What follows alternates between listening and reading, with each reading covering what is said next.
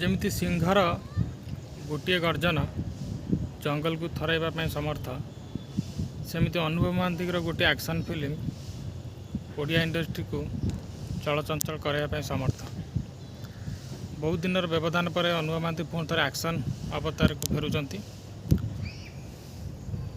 Jar निर्देशन भार संभारती जातीय पुरस्कार पाइथिबा निर्देशक अनुपम पट्टनायक भाई जहाँकि प्रतीक्षा पाइथिले। अनुपम पट्टनायक होती प्रख्यात प्रयोजक अमेय पट्टनायक पुत्र। अमेय पट्टनायक सार आम भी बहुत फिल्म देखीचु जदियो मुझे हॉल कौन फिल्म देखनी किंतु रविवार 4टा बेले टीवी आम बहुत फिल्म ताकर देखीचु प्रायतः फिल्म देखी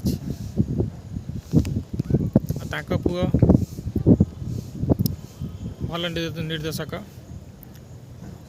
निर्देशक तो बहुत अच्छा बहुत भी निर्देशना दौरान बट निर्देशना जाणिकी निर्देशना दबा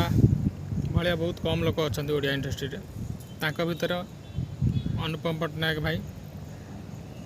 बहुत आगर रहे। ताकर तुलसीपा जदियो मु संपूर्ण फिल्म देखनी बट तुलसीपार किछटा झलक देखी भल लगी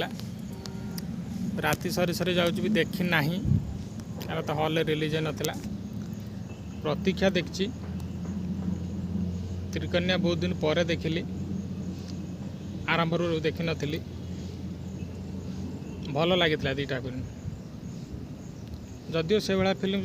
सबु वर्गर दर्शकों को भल लगे कि नहीं तो मुझे जानी किंतु प्रतीक्षा बहुत भल लगी आउ सी गोटे से जनर फिल्म करिपारती बोली प्रायतः लोक भाभी आते कहीं राति सरी सरी जाऊँ हो तुलसी अपा हो प्रतीक्षा हो कि त्रिकन्या हो ये गोटे गोटे जनर फिल्म थिला कहले कही हम किंतु एथर से दशहरा सुपरस्टार अनुभव महांती को नहीं गोटे बिग बजेट्र कहीपर गोटे कमर्शियल फिल्म टे करने जाऊँगी कौन ना प्रायतः शूटिंग काम सरीगला जदिव खाली पोस्ट प्रोडक्शन काम बाकी थी कौन चली दशहरा फिल्म रिलीज हम कर्म सुपरस्टार अनुभव एथर बहुत दिन पर एक्शन फिल्म को फेरुंट जहाँ को नहीं इंडस्ट्री बहुत चर्चा आलोचना आ किसी जनकर समालोचना रही समालोचना तो रही गचु किए टेका न मारे समस्ते टेका मारती ठीक सेमती चली आउ बाकी रहा फिल्म कौन है फिल्म प्रथम झलक आम देखीलु बहुत बढ़िया थिला। प्रथम गीत एवं जो आसी सिंगल चिरिंग चिरिंग दशहरा मार्केट को घो घा करने यथेष्ट पुनः अनुभव महांती एक्शन आम देखा पाइबू जहाँ संपूर्ण नियारा अनुभव महांती एक्शन फिल्म आसो जानिले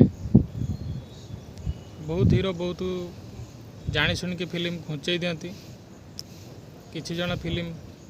आणती भी नहीं। अनुभव महांती